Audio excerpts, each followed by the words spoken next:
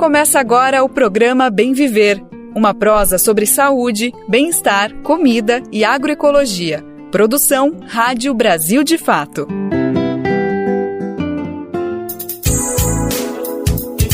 E hoje é quinta-feira, dia 18 de julho de 2024. Quem tá chegando por aqui, batendo na sua porta, pedindo licença para entrar, é mais uma edição inédita e fresquinha do Bem Viver, uma produção do Brasil de Fato. Você sabe, por aqui, na próxima uma hora, a gente põe em pauta todos os assuntos fundamentais para pensar uma sociedade mais justa, igualitária para todo mundo. A gente fala de agroecologia, saúde, alimentação, cultura e, é claro, sem deixar de lado também o que tá pegando fogo no Brasil. Falamos sobre política, economia e também fazemos um panorama geral sobre as notícias do mundo. Meu nome é Lucas Weber e eu te acompanho nessa boa prosa que está começando agora. Se liga nos destaques do programa. Leda Maria, ex-jogadora da Seleção Feminina de Futebol, é a nossa entrevistada de hoje para falar sobre as Olimpíadas. Ministério Público Federal e IDEC acionam a Justiça para que o WhatsApp pague indenização de 1 bilhão e 700 milhões de reais. Estudo da Universidade Federal de Minas Gerais mostra crescimento da população em situação de rua no país. Vamos falar mais sobre o Julho das Pretas no Ceará. Juventude dos Pequenos Agricultores realiza encontro nacional no Rio Grande do Sul. Esses são alguns, mas são vários os destaques do programa de hoje. Bora lá, que ele só está começando. E as Olimpíadas de Paris 2024 estão chegando, a gente vem falando sobre isso. Dia 26, sexta-feira, é a grande abertura, depois 27 tá valendo, mas é bom comentar que isso é só meia verdade, porque na verdade a grande emoção já começa antes, na quinta-feira, dia 25, a nossa seleção vai estar em quadra, as mulheres vão entrar em campo para uma estreia contra a Nigéria em busca do ouro inédito. A gente ainda não ganhou ouro no futebol feminino, já ganhamos 2 pratas, quem sabe tá chegando dessa vez, para entender se a gente realmente tem chances de disputar o pódio, a medalha de ouro. A gente tem o prazer aqui de receber uma jogadora histórica que já participou de Olimpíadas, já participou de Copa do Mundo, é a Leda Maria, ela que esteve na Copa do Mundo de 95, depois esteve nos Jogos Olímpicos de Atlanta em 96, além, é claro, de também ter feito muita história, muito gol aqui no futebol nacional, jogando pelo Radar, depois também jogando pelo Vasco, onde foi pentacampeã carioca. Tem muita história para contar, muita chuteira aí para limpar pra gente. Leda Maria, antes de tudo, muito obrigada pela disponibilidade para conversar com o Brasil de Fato, viu? Muito obrigada, Lucas, pelo convite. É um prazer estar falando com você e com todas as pessoas, né, que têm acesso ao Brasil de Fato. E que honra, né, a gente estar trocando esse bate-papo aí, né, sobre futebol de mulheres. Sempre é bom a gente estar falando, né, e colocando a modalidade em evidência. Muito obrigada aí pela força. A gente que agradece, imagina, o espaço de ouro aqui ter você contigo. Leda, vamos falar um pouquinho antes de falar das Olimpíadas que estão chegando, todo mundo ansioso, com certeza todo mundo vai torcer muito, mas eu queria resgatar um pouquinho da sua trajetória e também como ela é muito importante para o futebol feminino no Brasil e para a seleção principalmente, porque essa seleção que você participou de 95 é considerada como pioneira, as primeiras, tem até um documentário que traz esse título muito bem posicionado por vocês terem aberto muitas portas para o que seria o futebol feminino hoje. Conta um pouquinho, essa seleção de 95 não foi a primeira Copa do Mundo, a primeira foi em 91, não foi na China. Essa seleção você participou já, Leda, de 91? Eu sou parte da primeira geração de mulheres, né, pioneiras no Brasil, pós-proibição, que a gente teve essa lei que proibiu a mulher durante 40 anos, né, de praticar a modalidade. Então, eu faço parte dessa primeira geração oficial, digamos, profissional, né, que teve o direito, né, que nos foi cassado durante tanto tempo. E eu comecei minha carreira em 81, jogando futsal pelo Radar, Esporte Clube Radar, que não é o Radar de fato, de campo. E aí em 83 eu fui jogar pelo América, que foi o primeiro campeonato oficial no Brasil, que a proibição ela foi revogada em 79, mas o primeiro campeonato oficial ele aconteceu em 83, que foi esse campeonato que eu participei aqui no Rio de Janeiro. E eu sempre joguei na minha vida futsal e campo paralelamente. Sábado eu jogava campo e domingo eu jogava futsal. E aí, antes da Copa de 91, a gente teve o Mundial de 88, experimental, né, que quem representou foi o Radar, com algumas meninas de São Paulo, e o Brasil conseguiu uma medalha de bronze, a gente tem até imagens disso na internet. E em 91 eu já jogava mais efetivamente o futebol de campo. Fui convocada para disputar esse Mundial, que foi na China, mas nessa época eu trabalhava. E desde quando eu comecei a jogar futebol, a condição que os meus pais me deram era o seguinte: até a idade escolar, você precisa quer jogar futebol, joga futebol, mas você precisa estudar. E aí depois eu continuei alinhando o futebol paralelamente ao trabalho. Então, porque o futebol não me dava sustento, né? A gente não tinha sustento, a gente não tinha salário, a gente não tinha contrato, a gente não tinha absolutamente nada disso. E aí, quando chegou a convocação para mim em 91, e eu me arrependo até hoje de ter jogado fora o telegrama, cara, tinha um telegrama, eu joguei fora, eu não sabia que isso ia virar um documento, né, importante na minha vida. E aí eu me apresentei, cheguei a me apresentar aqui no Rio de Janeiro, né, no dia lá foi na Casa do Marinheiro, se eu não me engano. E aí eu falei que eu não ia ficar por conta disso, porque eu trabalhava, e aí eu não ia trocar o certo pelo duvidoso. Pô, primeiro mundial na China, tu imagina. Pô, eu tinha 91, eu tô com 58 anos, 91 eu tinha 26, se eu não me engano. 26, não é isso? Se eu não estiver enganada, Isso, por 25, aí. 25. 25, 26. E aí eu já trabalhava, eu não queria, sabe, eu não tinha muito, assim, envolvimento com a comissão técnica, com os treinadores, com o treinador. E aí eu falei, cara, eu não vou. Eu fiz a opção, minha opção, e acabou que eu fui convocada, mas não fui. Aí, efetivamente, a de 95, parte da seleção que serviu a de 95 era a base de 91, com umas novas jogadoras. Então, na verdade, eu não disputei a Copa de 91, mas fui convocada para a de 95. E foi a primeira Copa, na verdade, que a gente conseguiu trazer visibilidade para ela. Não era muito grande, a gente não tem o que a gente tem hoje, né? Então, essa é uma diferença que a gente sofria, né, na época. Eu tenho como afirmar de fato que por conta do que a gente sofreu por termos sido a primeira geração a estar ali, né, quebrando barreiras, batendo na porta, ó, a gente tem o direito, a gente tem o direito de estar aqui, né, a gente tem um mundial que a gente vai disputar. E aí foi o primeiro que eu disputei, foi 95. A gente jogou contra a Suécia, Japão e Alemanha. Nossa, Leda, que difícil. Primeiro, obrigado por compartilhar esse depoimento, mas como é duro, né? Escutar uma jogadora que foi convocada para estar simplesmente no evento mais Pois importante é, esportivo, né? Sem falsa isso. modéstia. Claro que as Olimpíadas é importante, mas a gente sabe como o futebol é realmente o grande esporte mundial. Então a Copa do Mundo é esse grande momento. Sim, Imagina a frustração da pessoa, da jogadora que é convocada para estar nesse momento e não pode porque o país não permite, porque a sociedade ainda não conseguia aceitar isso, enfim. Eu fico imaginando todas as justificativas, que nada justifica, as explicações, melhor dizendo, sim, para ter esse tipo de proibição. Mas, por mais que tenha sido duro, você entende que esse gesto, esse impedimento, né, até usando, né, o jargão do futebol, esse impedimento foi o que permitiu que muitos outros gols pudessem acontecer, que muitas outras.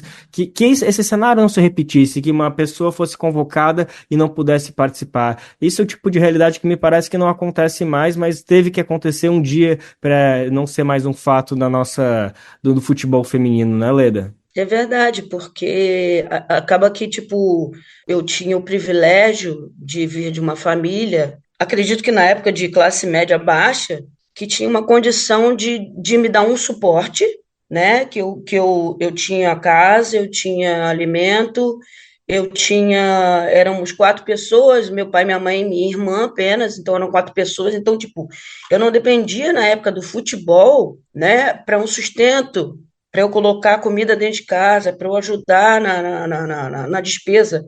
Eu não tinha isso. Então, como eu falei, a única condição era estudar. E aí, depois de estudar, você tem que trabalhar para você ganhar dinheiro. O futebol não me dá dinheiro, eu tenho que trabalhar para me sustentar.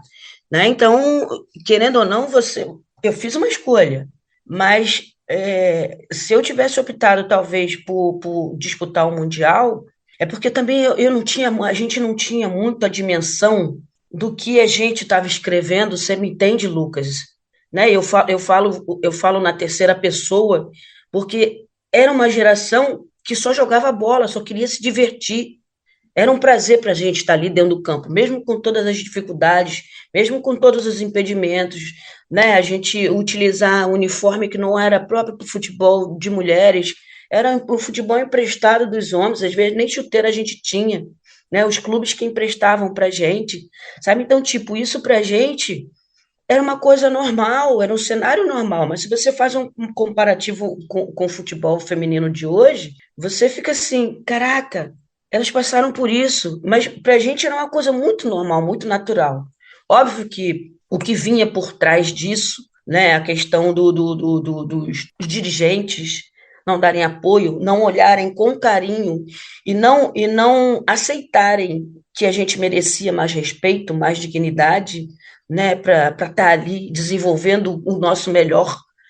Isso nos deixava muito triste, mas a gente conseguia passar por cima disso, sabe? O que importava é a gente estar ali junta, no coletivo, jogando futebol, estando junta, se divertindo e fazendo o nosso melhor. E foi, acho que, uma das melhores coisas que eu vivi na minha vida, sabe? Esse início difícil, mas em contrapartida, a gente tinha essa amizade, a gente tinha esse amor pelo esporte, sabe? Então, tudo isso que acontecia com a gente metia a cara, a gente lutava contra isso e a gente era feliz pra caramba, entendeu? Eu poderia ter ido mais longe, talvez, na seleção, se eu tivesse aceitado essa convocação, porque eu ia ter uma vida mais longa, sabe? Dentro da seleção, igual outras amigas minhas que continuaram, ficaram na seleção até da minha geração, né? Ficaram na seleção até 99, 2000, enfim. Mas não me arrependo, não, porque se eu vou para lá, eu vou para a China, para o outro lado do mundo. Eu falei, gente, eu vou para o outro lado do mundo.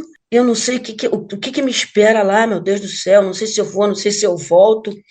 Enfim, e veio 95, aí eu já estava mais madura, e aí sim, e aí eu já estava mais envolvida, né, dentro da, já atuava pelo Vasco da Gama, eu já tinha um suporte de um clube grande, né, uma comissão técnica praticamente feita por mulheres, então eu já tinha já uma segurança, então para estar lá, já, para mim já foi bem mais tranquilo, entendeu? A gente fica aqui, eu fico aqui te escutando, Leda, e assim, o seu depoimento poderia ser de uma pessoa que tem 90 anos e tá falando de como foi difícil começar o futebol na década de 30, 40, 50. Sim, A gente tá falando sim. de 30 anos atrás, a gente tá falando É da década de isso, 90, é isso, não cara, faz nem 30 anos. é muito recente, é muito recente. Então, tipo assim, tudo que o futebol feminino ele tem de atraso, a gente está 40 anos, a gente está 40 anos atrasada. Nós tivemos proibições na Inglaterra, porque foi um movimento assim meio que coordenado no mundo inteiro. Só que não durou tanto tempo, igual durou aqui no Brasil. Sabe? A gente, antes da gente, em 1979, teve um mundialito no México. Não sei se você tem noção, se você tem conhecimento disso. Pô, nós tivemos mulheres que foram arrancadas de dentro do avião, cara. Pô, tu imagina isso. Em 79, eu já estava começando a jogar. Eu já estava quase começando a jogar. E estava lá a lei proibindo. Então, tipo, querendo ou não, o que a gente sofre até hoje são 40 anos de proibição. Pô, o primeiro campeonato foi em 91, pô, o masculino primeiro foi em 1930, sabe? Então, tipo, olha isso, as primeiras Olimpíadas foi em 1996, são poucas edições, sabe? Então, tipo, realmente dá essa impressão, né, que é bem distante daquilo que eu tô falando, e não é, e não é. Exatamente. Isso sem querer romantizar toda essa história que é de luta, que é de muita dor, de muita tristeza, mas isso só mostra a explosão, o fenômeno que é o futebol feminino no Brasil, porque Sim, no período de 30 anos de estar aí sim, começando a ser permitido jogar sim, futebol, de repente elas estão aí sempre aí disputando medalha, 2 vezes foram vice-campeãs das Olimpíadas, exato. agora estão chegando aí com toda força, então inclusive já vamos aproveitar para fazer essa ponte, essa viagem no tempo dos anos 90 agora para 2024 para contar um pouquinho como que chega essa seleção para as Olimpíadas de 2024, ainda com Marta aí convocada, mais uma vez, essa brava guerreira ídola nossa aí, que uma heroína sem dúvida alguma, sem Cristiane, que também é uma atacante que sem dúvida vai fazer falta, mas além de tudo isso, Leda, conta um pouquinho como que você está esperando essa seleção, é para ouro? Tá disputando ouro essa seleção, Leda? Ai, cara, gente, eu que vivi grandes momentos, né, no futebol, mas as maiores conquistas foram depois que eu me aposentei, né? Então, quando a gente conseguiu a medalha de bronze nas Olimpíadas, né, em 96, foi a primeira edição, né, de futebol de mulheres, né, numa edição olímpica, que a gente quase ganhou, quase, faltou muito pouco, mas foi o pontapé inicial para que a gente chegasse a ganhar as duas medalhas de prata 2004 e 2008 e ser vice-mundial em 2007. O Brasil chegou no ranking pela primeira vez no mundo e depois disso o Brasil nunca mais chegou nessa posição, o terceiro lugar no ranking. A gente está em nono agora. O Brasil já teve em décimo primeiro, e só ladeira abaixo, só ladeira abaixo, só ladeira abaixo. E aí, depois da minha geração, já se passaram 3 gerações de mulheres. E aí, a gente está começando uma renovação, né? A gente tem um treinador que tá numa fogueira gigante, cara. Né? Eu não sei se você concorda comigo, Lucas, mas o Arthur ele tá numa fogueira gigante e eu penso que ele é o cara, realmente é o cara ideal, foi a melhor escolha, né, que a CBF fez. Pena que foi muito em cima. Eu não sei se a escolha da Pia na época tenha sido uma boa escolha, porque infelizmente o futebol ele é muito imediatista no Brasil, né? Putz, se você consegue o resultado, você tem vida longa. Se você não consegue o resultado, acabou.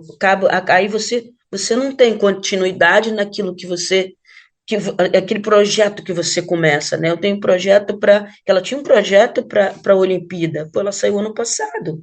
Então, tipo, você já quebra já o projeto.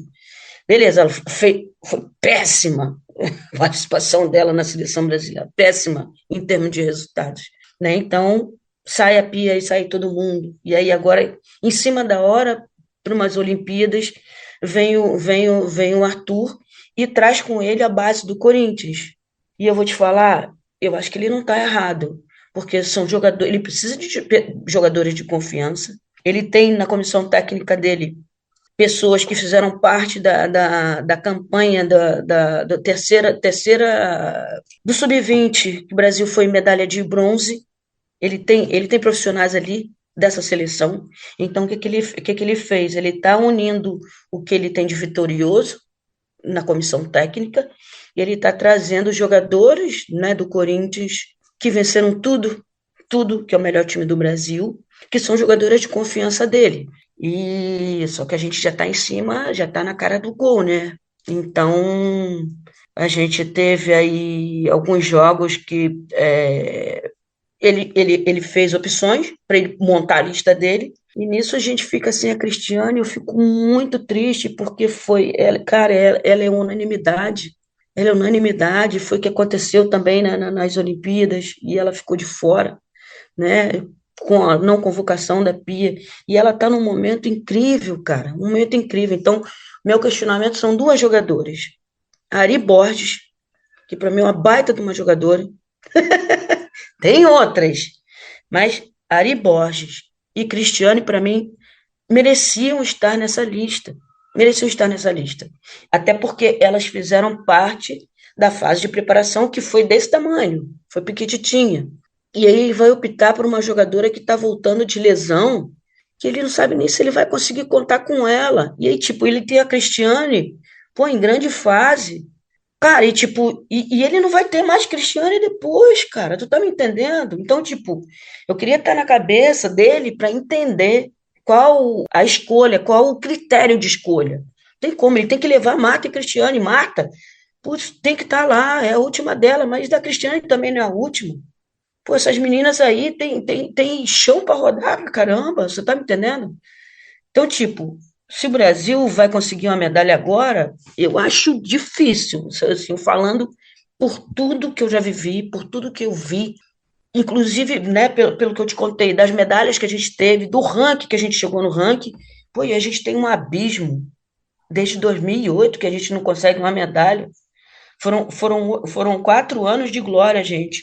4, 7, 8. Olha quanto tempo tem, cara, que a gente não consegue uma medalha a nível mundial e olímpico. É muita coisa. Tu tá me entendendo? E se passaram várias gerações. Marta Cristiane, Formiga, que já parou de jogar. Então, tipo, tem essa questão. O Brasil sobe, o Brasil desce, o Brasil sobe, o Brasil desce, o Brasil sobe, o Brasil desce. E o Brasil, para mim, agora tá numa ascendente. Tá numa ascendente. Só que ele está no início de trabalho. Putz, aí o que que acontece? Se o Brasil não classifica, se o Brasil perde, tu continua com o Arthur, tu não continua com o Arthur. O cara, pô, tu tem que ter um ciclo de 4 anos, cara. Tu tem que ter um ciclo, senão você não vai conseguir nunca, na minha visão. Por quê? Porque a gente está em renovação, sabe? Tem um monte de menina aí que foram campeãs aí com a Sub-20, a Tassiane, tem a Bruninha, que fez parte da coisa, da preparação, mas não foi convocada. Enfim, eu fico muito cética. Eu sou muito cética, de verdade, por tudo que eu já vi, por tudo que eu acompanho, né? Eu estou acompanhando, eu acompanho. O trabalho dele é excepcional, é o cara para estar ali, mas a gente não sabe como é que a gente vai bater de frente com uma Espanha, que é top 3, a Espanha é top 1, Estados Unidos está em quinto lugar. Pô, a gente não sabe, porque essas seleções elas têm muito, muito apoio, sabe, das federações, cara. Então, tipo, isso também atrapalha muita gente, tu tá me entendendo? Pela cultura que a gente tem, essa cultura imediatista. Sabe? Então, tipo, os trabalhos lá dos treinadores, eles são mais longevos, diferente da gente, né? Então, isso atrapalha, mas eu tô aqui na torcida, cara, e o dia que isso acontecer, tu pode acreditar que tu vai ter uma geração chorona, infartada, porque é isso que a gente quer. Com Colocar uma certeza. medalha aqui, ó. Pô, colocar uma medalhinha aqui, você está vendo? Você botar uma medalhinha aqui, sabe? A gente merece ter uma medalha aqui, seja ela de mundial, seja ela de olímpica. Mas é difícil, e, tipo, são 12 equipes, né, cara? Não é mole, não. E jogar com regulamento debaixo do braço. Ó, eu tenho isso. E estudar adversário. Estudar adversário. A gente vai jogar assim, assim, assado. Tem que ser inteligente, senão Jogar com vai dar ruim. inteligência, sem dúvida alguma. Inteligência. Saber da realidade da equipe que tem, principalmente do adversário Perfeito. que vai enfrentar e saber jogar diante dessa. O que não vai faltar com E certeza é torcida, né? vai, não vai, porque querendo ou não, a gente que vestiu a camisa, né, em tempos muito difíceis, a gente torce para isso. A gente torce para isso, porque, né, se não tivesse a gente lá atrás, não teria a seleção hoje. E elas ainda sofrem preconceito, ainda sofrem a barreira de deles terem aquela velha história, aquele velho jargão do Zagallo, tem que me aturar. É isso, É isso. porque não somos unanimidade, não somos. Quem pensa isso, que joga futebol, está com o pensamento completamente errado. Não somos unanimidade. Mesmo o Corinthians, que é o melhor time, para esse time se sustentar ali dentro, ele tem que bater muito no peito e lutar muito, muito, muito. Não é pouco, Sim. não. Mas muitas coisas estão sendo conquistadas. A gente acabou de falar que é uma trajetória extremamente curta, se a gente vê desde quando o futebol feminino é permitido no Brasil. Então a gente está aqui com muita angústia vendo essas questões, mas também com muita felicidade de ver cada passo sendo dado, principalmente por ela, Leda Maria. Acabamos de conversar com essa ex-jogadora de futebol que atuou na Copa do Mundo de 95, depois atuou também nos Jogos Olímpicos de Atlanta em 96 e trouxe aqui uma análise muito bacana do que a gente pode esperar das Olimpíadas de 2024. O Brasil entra em quadra, entra em campo, melhor dizendo, no dia 25 na estreia contra a Nigéria, e a gente vai estar acompanhando junto. Contamos com a tua análise depois, viu, Leda Maria? Obrigado mais uma vez pela disponibilidade. Nada, eu que agradeço. Sempre é um prazer estar falando sobre o futebol de mulheres, trazer a minha visão, trazer a minha opinião, e eu espero realmente que o Brasil faça uma ótima campanha. E que se a gente não pegue a medalha de ouro, mas que pelo menos a gente consiga estar no pódio, né? Que já tem um tempo também que a gente não sobe no pódio, e qualquer medalha para a gente é válida, já que a gente já tem 2 aí prateadas no peito, que venha mais uma, Lucas. Obrigada. Que venha mais uma, que venha mais uma. Venham várias. Se Deus quiser. O Ministério Público Federal, MPF, e o Instituto de Defesa do Consumidor, o IDEC, acionaram a Justiça para que o WhatsApp pague uma indenização de 1,7 bilhão de reais.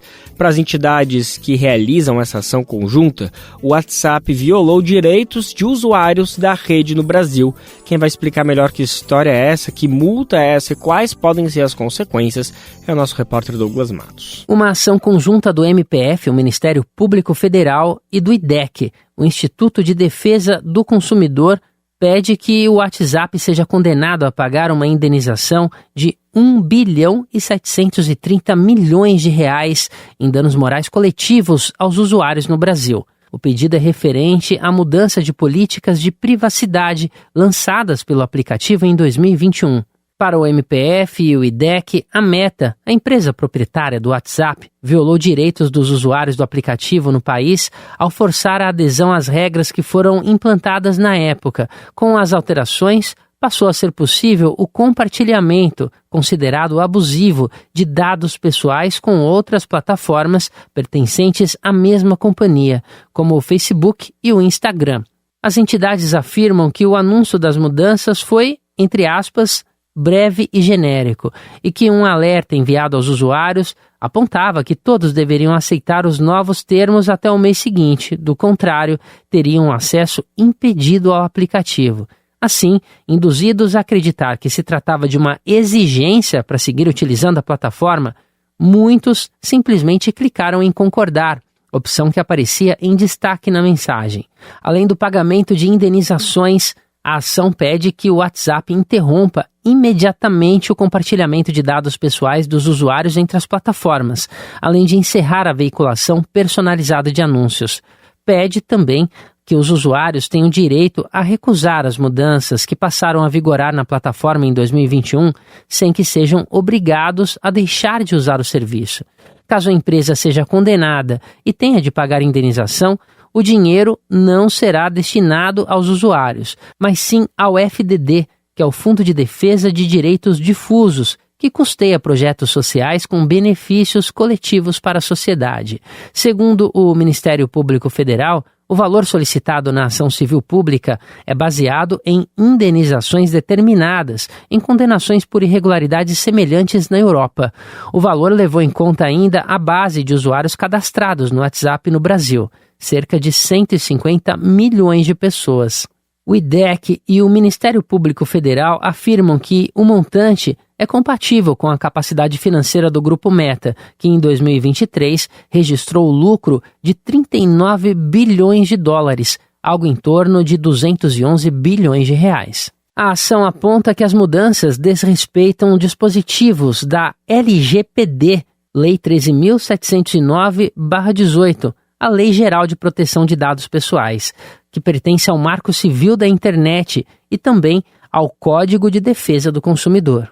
O Brasil de Fato entrou em contato com a assessoria de imprensa da Meta no Brasil, mas não recebeu retorno.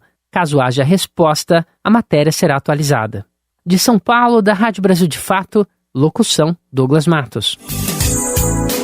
Ontem a gente falou aqui sobre o Festival Latinidades, né? Que faz referência ao Dia da Mulher Negra, Latino-Americana e Caribenha. E hoje, aqui no Bem Viver, a gente vai bater um papo sobre o Julho das Pretas, que também tem tudo a ver, as coisas se relacionam. Bom, o Julho das Pretas é realizado em todo o país, com programações variadas que contam com apresentações de arte e cultura, manifestações, debates, caminhadas, entre outras atividades muito bacanas e muito importantes. Os nossos repórteres Francisco Barbosa e Giovanni Carvalho, do Brasil de Fato Ceará, bateram papo no podcast de Vera, com Verônica Carvalho. Ela é ativista cultural e representante do Ponto de Cultura Terreiro das Pretas, que fica no Cariri, no Ceará. A Verônica vai contar um pouquinho pra gente mais sobre como nasceu o Julho das Pretas no Ceará. Eu sou Verônica Neuma das Neves Carvalho, mulher preta, aqui do Cariri cearense, né?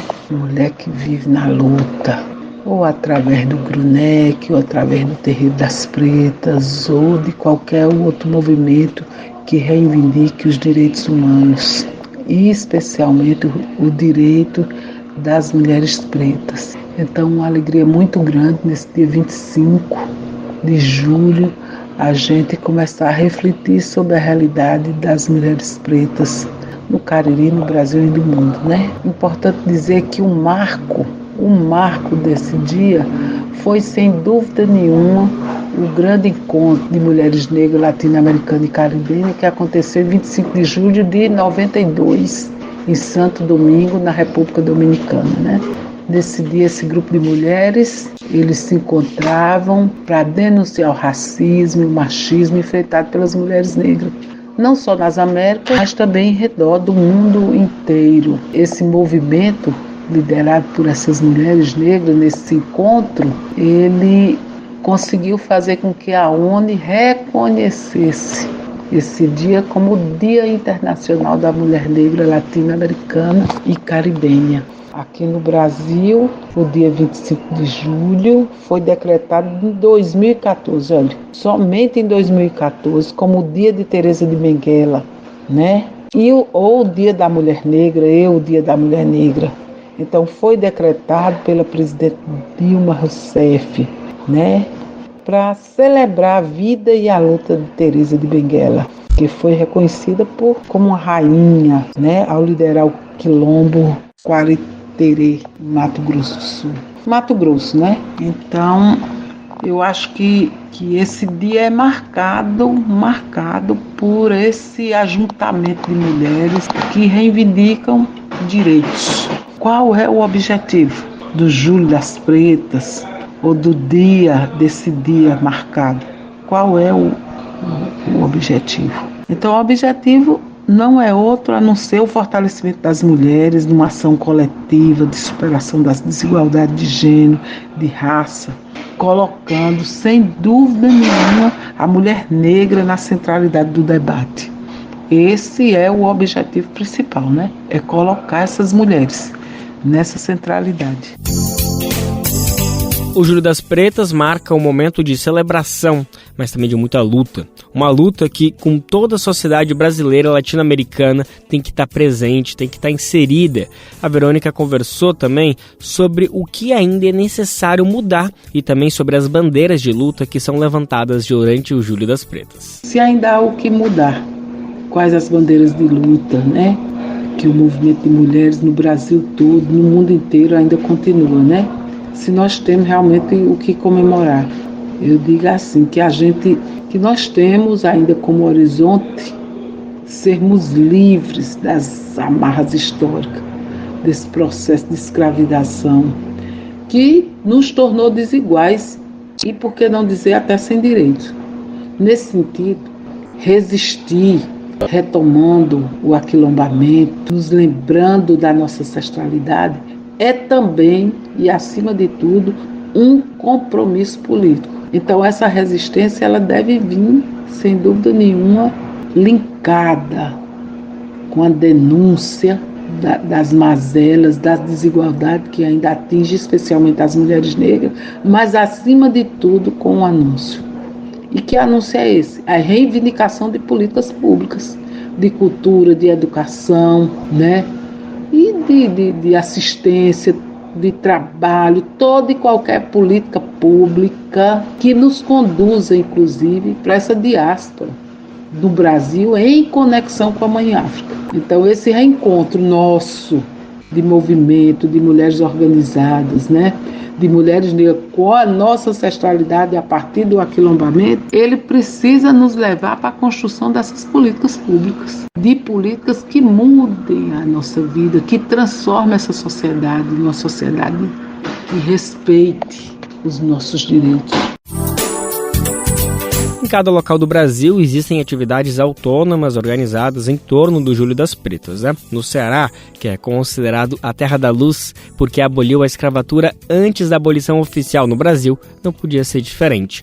A Verônica conta pra gente como está acontecendo parte da programação no estado. O Terreiro das Pretas está empenhado na construção de uma agenda. Então, o que é que nós pensamos para esse dia 25 ou para esse mês de julho? Primeiro é manter a continuidade da nossa ação e da nossa missão, que é, sem dúvida nenhuma, a busca pelo bem viver. Agora, então, a gente constrói uma agenda estadual e regional, né? E aí eu posso, inclusive, assim, está enumerando que a partir do dia 6 a gente já começa a percorrer esse Cariri. Dia 6, o Terreiro das Pretas, o Grunec, juntamente com a Casa da Mulher Cearense, vai fazer uma atividade em Barbalha, né? Dia 12, vai ter atividades em Fortaleza, na Praça da Gentilândia. Dia 24, tem um prêmio aí em Fortaleza, na Dulce, que é o Prêmio Teresa de Benguela. Dia 25, dia 25 de julho, em parceria com o Grunec, estamos mobilizando as instituições, os movimentos para a construção de uma agenda que nos leve à Marcha Nacional de Mulheres Negras em 2025. Então a gente já pode dizer que nós já estamos em marcha há muito tempo, né? A nossa marcha em busca a Marcha de Mulheres Negras, a nossa aqui do Cariri foi lançada em setembro de 2023. Então continuamos em marcha. Dia 28/7, nós estamos com a roda de conversa com mulheres negras, potências e resistência, que vai acontecer durante a Feira Negra aí, na Estação das Artes. Então, é muita coisa, é uma agenda intensa, e aqui eu estou só enumerando algumas atividades, mas tem muita coisa para se fazer, viu?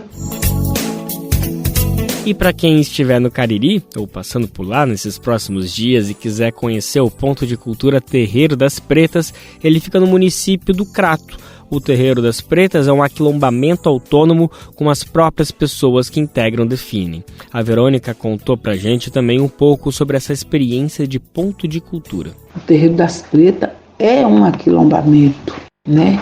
É um aquilombamento hoje formado por 9 pessoas, 9 mulheres.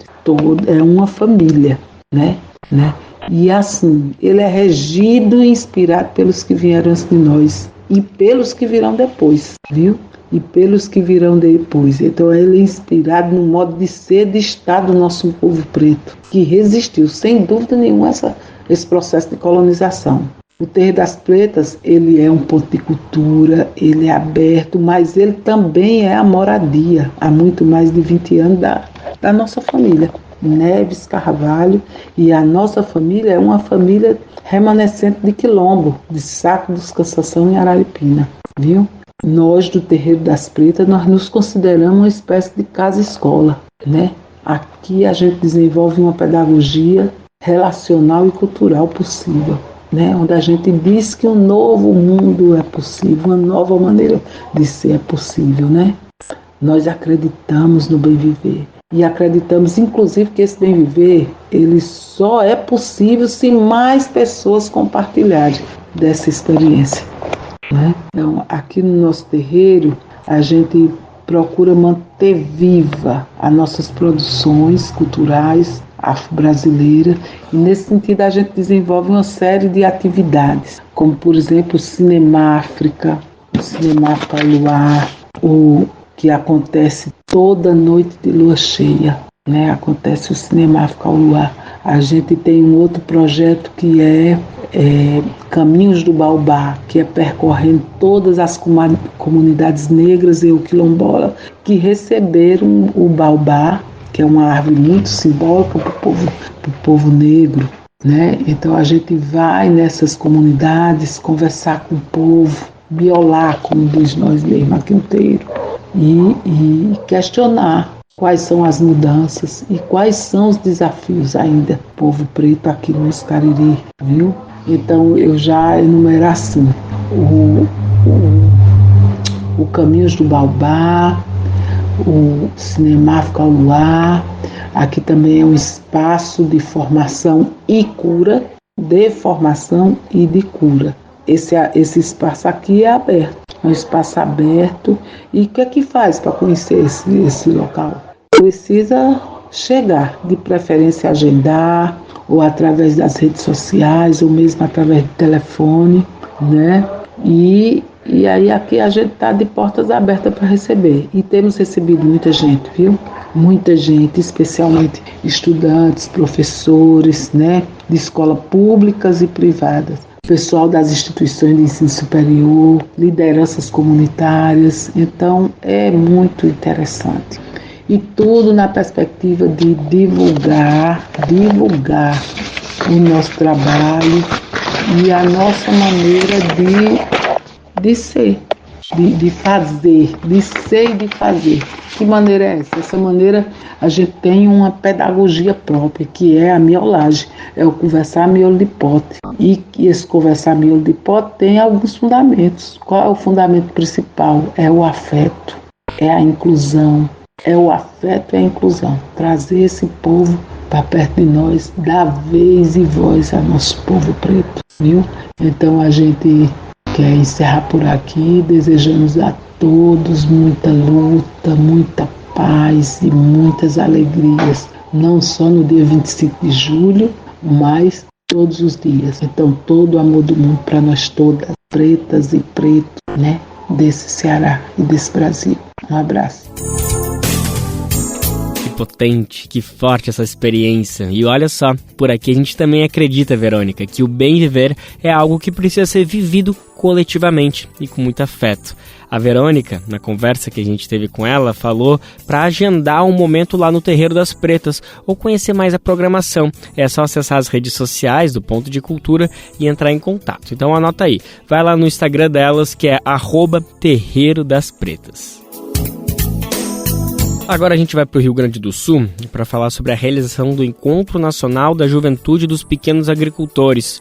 O encontro reuniu parte da nova geração do movimento dos pequenos agricultores e das pequenas agricultoras, o MPA, e também de organizações sociais e populares parceiras. Quem vai explicar melhor para a gente como foi esse evento é o nosso repórter Douglas Matos. Representantes da nova geração camponesa do MPA, o movimento dos pequenos agricultores e das pequenas agricultoras, juntamente com organizações sociais e populares aliadas, estiveram reunidos de 8 a 14 de julho no distrito de Daltro Filho, em Imigrante, no Rio Grande do Sul. A jornada da Escola Nacional de Formação de Juventude Nega Pataxó recebeu jovens camponeses, estudantes, periféricos e trabalhadores da Amazônia ao sul do país para definir as pautas de luta, centrar focos em temas de estudos necessários à compreensão da sua realidade de classe e também da conjuntura nacional, como pautar os próximos passos da luta pela construção de um novo modelo de agricultura baseado na agroecologia. No evento, os jovens mergulharam num processo profundo de formação, reflexão e ação, com o objetivo de fortalecer a luta do MPA por uma sociedade mais justa e igualitária. A jornada priorizou a formação para a continuidade do trabalho com a juventude nos estados, a reflexão sobre as mudanças climáticas que vivemos na atualidade, firmando o papel e a tarefa do campesinato e a agricultura camponesa como solução. Além disso, o avanço da luta contra a extrema-direita, assegurar a ação concreta de solidariedade da juventude em territórios gaúchos impactados pela catástrofe climática, afirmar o compromisso da juventude com a construção de um projeto popular para o Brasil e proporcionar integração e partilha de experiências entre as juventudes. Na avaliação da Coordenação Nacional do MPA, a escola cumpriu as expectativas. Entre os destaques está a diversidade da juventude com forte presença das mulheres e o processo de coordenação assumido pelos mais jovens. Ao final do encontro foi divulgada uma carta de compromisso da juventude camponesa. A íntegra do documento final da jornada está disponível na versão online dessa reportagem no site do Brasil de Fato, www.brasildefato.com.br. Da Rádio Brasil de Fato, com reportagem de Marcos Antônio Corbari, no Rio Grande do Sul. Locução, Douglas Matos. Olha só, o número de pessoas em situação de rua tem crescido no Brasil. Isso é uma constatação feita pela pesquisa do Observatório Brasileiro de Políticas Públicas e População em Situação de Rua da Universidade Federal de Minas Gerais, a UFMG. Segundo o estudo, a quantidade de pessoas sem moradia fixa no país já superou a marca de 300 mil. Quem vai explicar melhor para a gente essa situação é Nelson Lins, da Rádio Agência Nacional. Levantamento do Observatório Polos de Cidadania da UFMG, Universidade Federal de Minas Gerais, mostra que a população em situação de rua na capital paulista aumentou em junho. De cerca de 52 mil em maio, passou para pouco mais de 53.400 em junho. No país, o aumento foi maior, de 215 mil em maio, subiu para 220 mil em junho. André Fernandes, coordenador do observatório, explicou que há historicamente uma subnotificação dessa população, em torno de 33%. O governo federal quer corrigir isso e implantou em fevereiro deste ano o Programa de Fortalecimento Emergencial do Atendimento do Cadastro Único no SUAS, o Sistema Único de Assistência Social.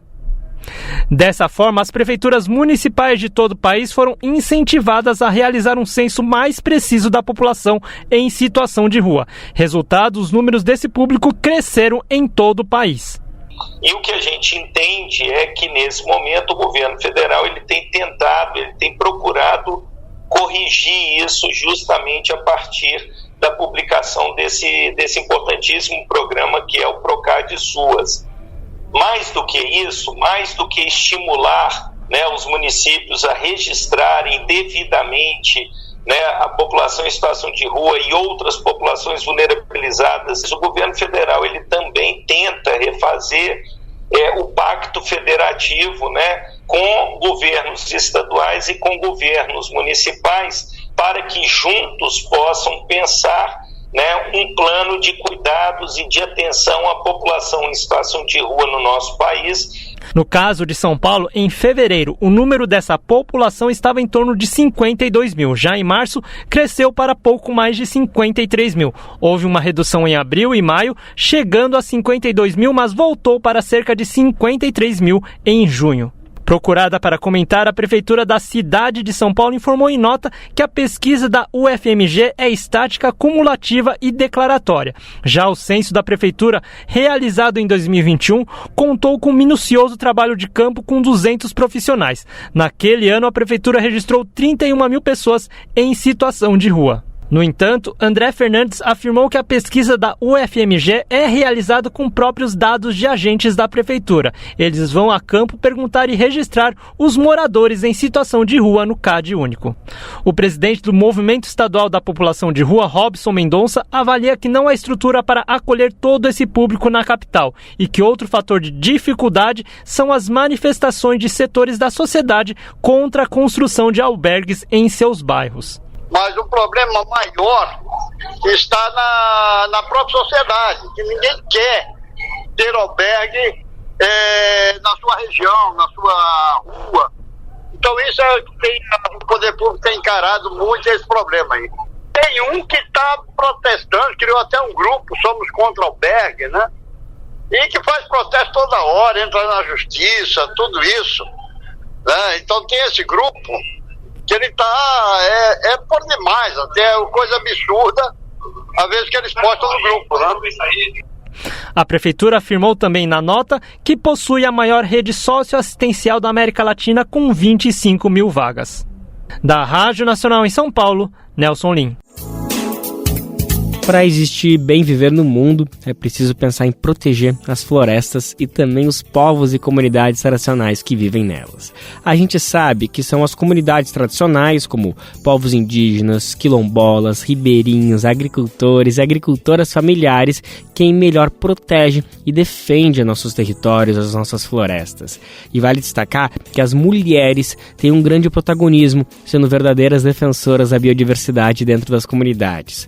A gente vai ouvir agora uma experiência muito forte, muito potente, chamada de Roçado das Marias, que acontece em Pernambuco. O nosso repórter Afonso Bezerra foi conhecer essa experiência e conta os detalhes pra gente no Momento Agroecológico.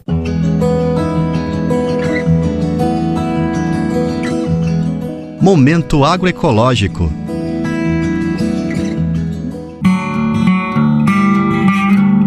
Aqui é um acampamento que tem 30 anos de história de luta pela terra. E a gente não tinha assim um projeto virado para nós mulheres. Aí foi quando surgiu a ideia da gente montar um roçado para as Marias só das mulheres. Denise é uma das 30 trabalhadoras do acampamento do MST São Francisco de Assis, na cidade de Vitória de Santo Antão, que promove o chamado Roçado das Marias. O roçado é comandado só por mulheres, em um lote da área coletiva do acampamento. A iniciativa é do setor de gênero do MST na região da Galileia, que envolve mais outros 4 acampamentos de cidades da Mata Sul de Pernambuco. Aniele Ohane, dirigente do setor de gênero na região, explica que o roçado tem contribuído para a autonomia financeira das trabalhadoras. A gente sabe que a construção dos roçados se inicia mais pelo companheiro, né? E aí a gente pensou, por que não ter o roçado das Marias, né?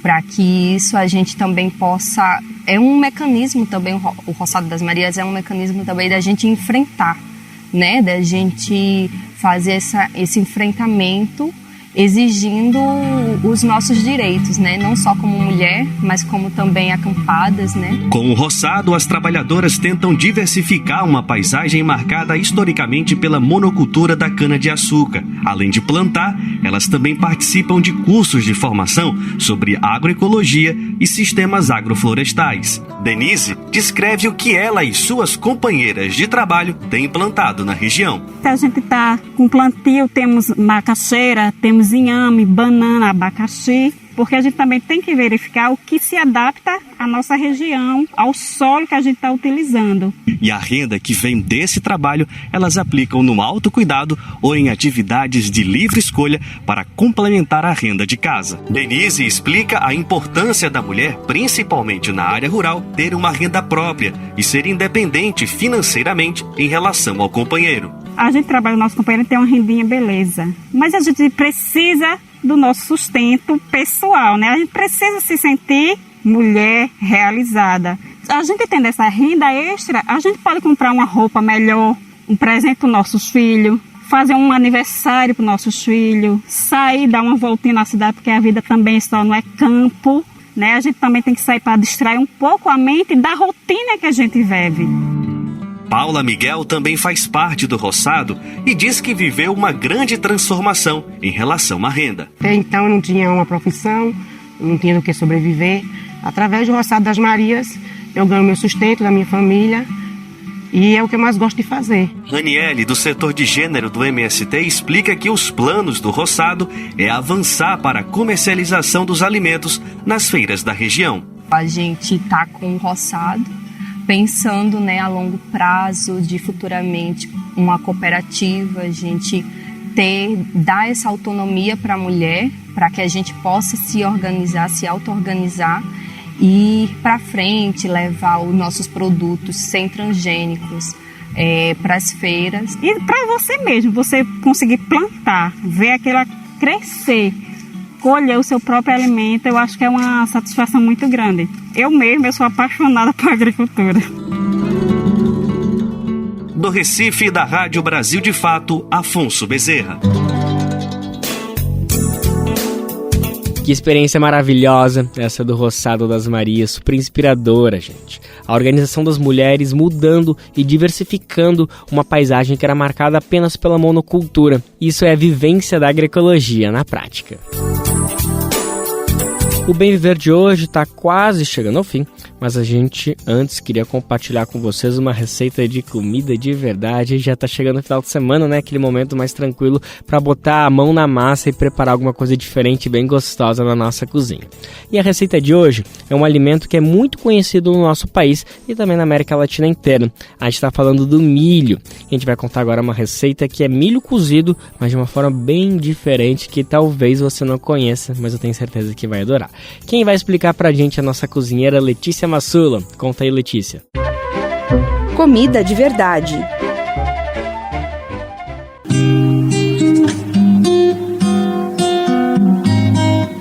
Oi pessoal, tudo bom?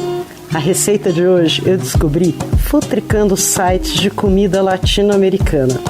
Milho cozido no leite de coco com pimenta e especiarias. Isso mesmo, no leite de coco. Você deve estar pensando, como a gente não pensou nisso antes? Vem comigo que além de tudo é muito fácil fazer. O milho é o eixo condutor da cultura alimentar latino-americana. É importante pra gente, assim como o arroz é importante para o Oriente inteiro, para toda a Ásia. E mesmo sendo esse eixo fundamental, suas muitas variedades, modos de cultivo e de consumo tradicionais estão correndo o risco de sumir, por conta do milho plantado em larga escala pelo sistema agroindustrial. Quando é produzido dessa maneira, com muito agrotóxico, ele deixa de ser um alimento muito rico do ponto de vista nutricional e histórico e passa a ser apenas um produto, commodity, e que depois volta como ingrediente altamente secreto, escondido na comida industrializada, superprocessada. Uma comida que, além de ser ruim de gosto, faz mal para a saúde, faz mal para o planeta, destrói biomas e acaba com uma cultura alimentar tão rica como a cultura latino-americana e o milho, seu eixo fundamental, central.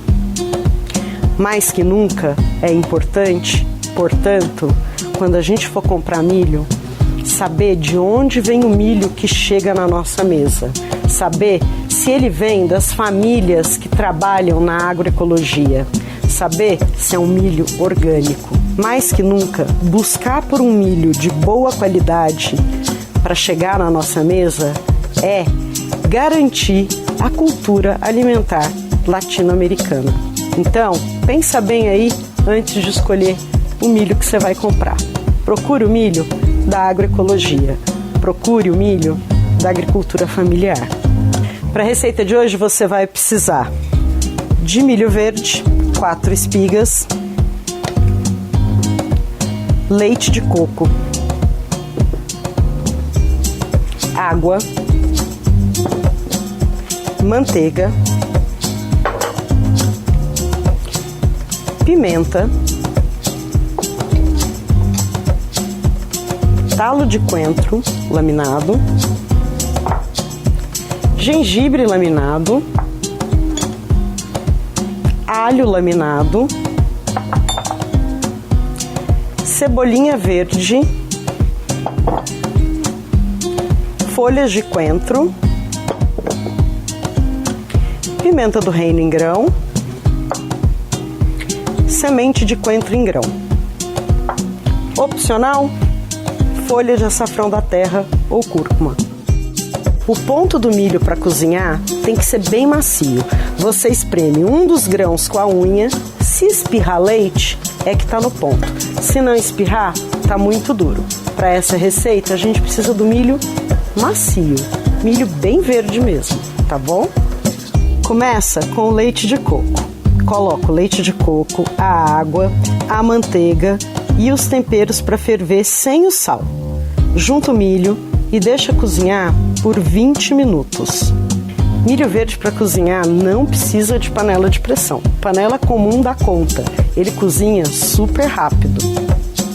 Depois de 20 minutos, junta o sal e deixa cozinhar mais 5 minutos. O sal só vai entrar na panela depois que o milho estiver cozido. Se a gente coloca antes, os grãos vão acabar murchando. Por isso, a gente só coloca depois. Na hora de servir, junte o caldo à travessa, polvilha com mais cebolinha verde e folhas de coentro. Tá pronto. Rende 6 porções, demora mais ou menos 30 minutos para fazer.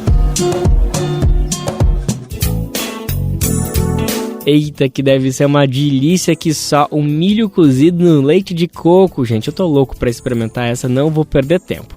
Bom, é sempre bacana ouvir um pouquinho do que a Letícia falou sobre essa história que o milho faz diferença. A gente sabe que às vezes é mais caro comprar ele agroecológico, orgânico, mas se você tiver a oportunidade de alguma feira que trabalhe com esses tipos de produto natural, sem transgênico, sem agrotóxico, vale muito a pena ter a experiência de experimentar, porque faz toda a diferença poder comer um milho realmente preparado com amor, carinho e sem veneno.